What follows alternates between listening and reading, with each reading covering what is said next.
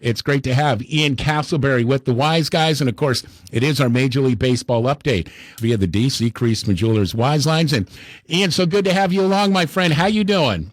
I'm doing very well. How are you? Good, man. It seemed like you were the only person not involved in the Angels-Mariners brawl yesterday. Yeah, somebody had to film it, right? So I was, I would have been there from a distance with my phone, taking full advantage of the Zoom on my iPhone. Yeah, oh my God, it was a huge brawl.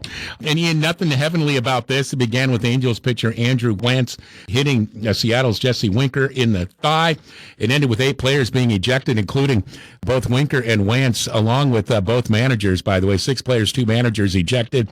So this is one of the more nasty brawls in recent memory. Chris Smith's talking 5 to 7 games for the players. Do you think that's about right?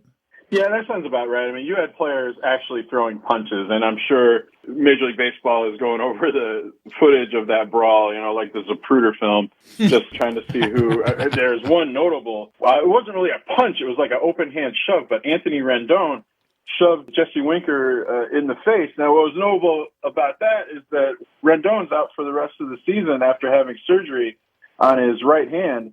So he's wearing a cast on his right arm, his right hand, and shoving Winker with his left. So I would think that, I don't know, is Rendon going to get suspended for that? Right. Maybe next season because, he's out for the rest of the season. But I think, I certainly Winker wants, they're going to get suspended. I think Raciel Iglesias for the Angels, throwing the sunflower seeds on the field, whoever threw a punch, certainly, of the 6 players that were ejected. And I'm sure there's more who the umpires didn't catch once they're looking over the film. But, yeah, I agree with Chris. I think you're looking at 5 to 7 game penalties for the players who get punished. I can see some of the Angels players going, you know what, I'm cool with the punching and everything, but hey, wait a minute, man. Our sunflower seeds are double bubble? Like, what are you throwing that out onto the field for? We still need that. Dude. That was like, what was he thinking? My God. Can I say one thing? This is totally a sidelight, but having double bubble, and you and the listeners probably remember. I mean, it's like the stalest, it's hard. You got to just really grind down to chew. Yeah. And I remember having a piece in a Major League dugout when I was covering the Tigers, and it was fresh. It tasted good. It's like, so the Major League players are getting the good stuff. Apparently, at the stores, we're getting the hand-me-downs and the table scraps when it comes to double bubble. Well, Ian, that's why I switched at a young age, like 7 or 8, to bubble yum. Yeah. These are difficult bubblegum decisions you have to make as a child, incredibly stressful. You know what? Yet we stand up and we make that. So we'll see how this one plays out. It looks like the Mariners' Jesse Winker isn't the only player to get hit by a pitch. This was a doozy. Padres pitcher Blake Snell can forget about getting back on Bryce Harper's Christmas card list. A Snell pitch fracturing Harper's thumb, and Ian Harper was fuming at his longtime friend coming off the field. But it looks like he kind of gave him forgiveness before he went to the dugout. But what was Harper saying afterwards? Yeah, well, Bryce Harper, so he fractured the thumb on his left hand. It looked like kind of the front of his hand if you look at the replay. We don't know how long he's going to be out. It could be at least 6 weeks.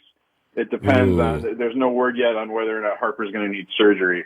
But, I mean, this could be a 2-month injury for Harper. And the left hand in the swing, being a left-handed hitter, the right hand probably provides the punch and the power, but the left helps with the control. But Harper, after cooling down and the pain wearing off, he and Snell are good buddies. He says, I know there was no ill will at all.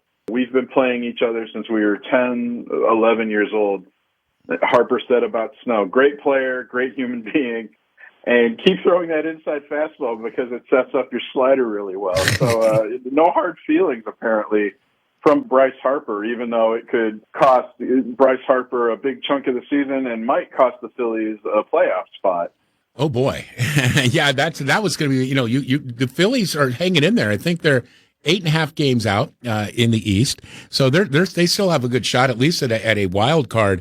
So yeah, this is going to put Philadelphia back. Again, it just depends on, how the rest of the team picks up the slack with Harper's absence. Yeah, they've been playing great since they fired Joe Girardi. They're solidly in the playoff race. They're only 3 behind Atlanta for second place in the National League East. But they were going in today. They were 1.5 games out of the third wild card spot, behind the Cardinals and the Giants. But if they can keep playing well, they have a good shot. But otherwise, yeah, I mean, the Phillies' offense has not been their problem. It's been their defense and their pitching. So how they recover that way will go a long way toward determining whether they make the playoffs. As we are joined by Ian Castleberry Barrett, Sports Media, with the Wise Guys Mondays with our Major League Baseball update via the DC Creasman Jewelers Wise Lines, and presented today by our friends at Blue Mountain Pizza. All right, Ian, as now we move on to Aaron Judge and the Yankees. They came to a $19 million agreement. I guess this is for the remainder of the season, so they avoid arbitration. But Judge turned down a $13 million deal with New York, and he's going to be a free agent after the season. And this is a season that is driving up his worth big time. Ian, do you think Judge hits the free agent market or gets a deal done with the Yanks before that, or maybe hits the market, ends up just going back with the Yankees? Yeah, for anybody wondering why this arbitration process happened now, normally this would happen before the season during spring training, but because the Major League Baseball locked out the players, all of that stuff got delayed. So you have these arbitration cases going into the regular season. The $19 million figure, I think that's a compromise between what the Yankees were offering and Judge wanted. I think Judge is still going to go to free agency. And it doesn't mean he's not going to re-sign with the Yankees, but I think all along he has made an investment in himself. He's taken a bet on himself. And so far, that's paying off wonderfully. He's got 28 home runs, which leads the majors. He's on pace to hit more than 60. He would surpass Roger Maris's team record of 61. And the Yankees are playing really well along with him. They're currently on pace for 117 wins, which would break the Major League record of 116 wins set by the Mariners in 2001. So yeah, I still think Judge is going to re-sign with the Yankees. It's the best fit. That stadium is almost literally too small for him. Would he have 28 home runs hitting in another ballpark? Who knows? But I think he's still going to go to free agency because he just wants to open up the process. Maybe he'll change his mind now that he's gone through the season and this fantastic season that the Yankees are having. But I think he and his representation, they want to test the free agent market. As we've said before, all it takes is one team. All it takes is one team to offer stupid money. And, he could take it. Now, maybe it's a losing team that he doesn't want to play for, and he's stuck, like A-Rod was with the Texas Rangers so many years ago. I think the Yankees know now, though, that $213 million over 7 years is not going to be enough. Boy, it being the Yankees, I mean, Aaron Judge needs to think about this, Ian, because honestly, I think, he is the most popular player on that team since Derek Jeter retired. And, I mean, the Yankees fans love him. I mean, I would think there'd be a small mutiny if the Yanks let him get away. Oh, absolutely, yeah. Yankees fans would go nuts. And to see, he could be, I don't know if he will be, he could be named the captain. Nobody's been captain since Derek Jeter. So and after that, who knows how long it could be before another player is named captain. Yeah, he's enormously popular. Again, it's such a great fit. And I think Yankees fans will freak out a little bit if and when Judge does go to free agency. But I think ultimately he will sign. But I think both he and maybe the Yankees at this point are just going to say, okay, let's let the market determine what the contract is, because whatever we offer, apparently isn't going to be enough. Man, if he breaks Roger Maris's team record, holy cow! That's He was smart not to sign with the original offer for sure. Ian, a few things to get to before we let you go. What'd you make of Freddie Freeman's emotional return to Truist Park? Well, he obviously still is very emotionally attached to the Braves. I mean, had I not seen the video, I would have been maybe a little bit skeptical, because I would have said, well, Freddie, you could have re-signed with the Braves, right? I mean, yes, the Dodgers offered more.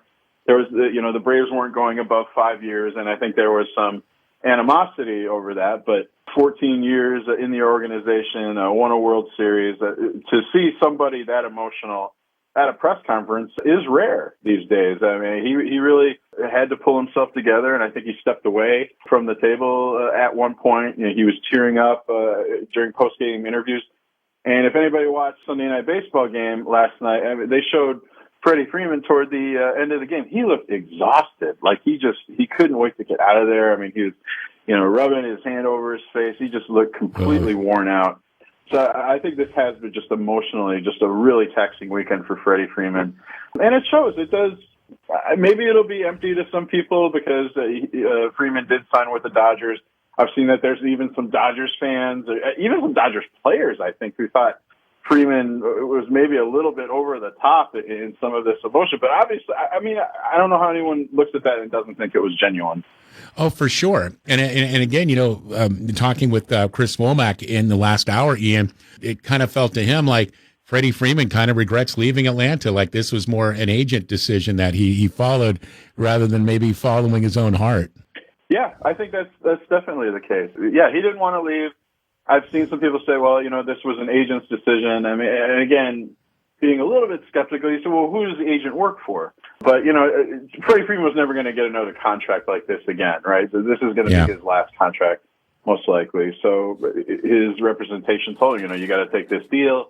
But, yeah, maybe at the time it seemed good. You're getting this incredible money, $162 million over 6 years. But after going through with it and playing for the Dodgers and coming home to Atlanta, yeah, it does appear as if maybe Freeman does regret that decision. Ian Castleberry with the Wise Guys. And, of course, Ian, for years, you were our pop culture guy. And we, the movie reviews were so much fun with you. And every once in a while, I still kind of lean on you for viewing suggestions, if you will, whether at home, on Netflix, streaming, or in the theater. But it looks like you've discovered a new show, and a lot of others have as well, including my wife. I never know what she's doing, but apparently she's binged this new show called The Bear that has impressed you. Yeah, this is a show. It was just released last week on Hulu, or FX on Hulu, but it's on Hulu. Yeah, you can stream all 8 episodes now. It's quite a show. It might be a little bit triggering flashbacks for anybody who's worked in the restaurant industry, but it's about a guy who used to be a fine dining chef. He won James Beard Awards, like a couple of people did here in Asheville a couple of weeks ago. And his brother owns an Italian beef sandwich shop in Chicago, and the brother passes away. And this main character, Carmen, takes over the sandwich shop and is trying to kind of reconcile, his classic training with just the grinded day of getting out sandwiches and coming home and everything. But it's kind of a stressful show to watch, but it really is a fascinating look into food culture and restaurant culture. It does a really good job, I think, of making you care about each character on the show. And it's 8 episodes.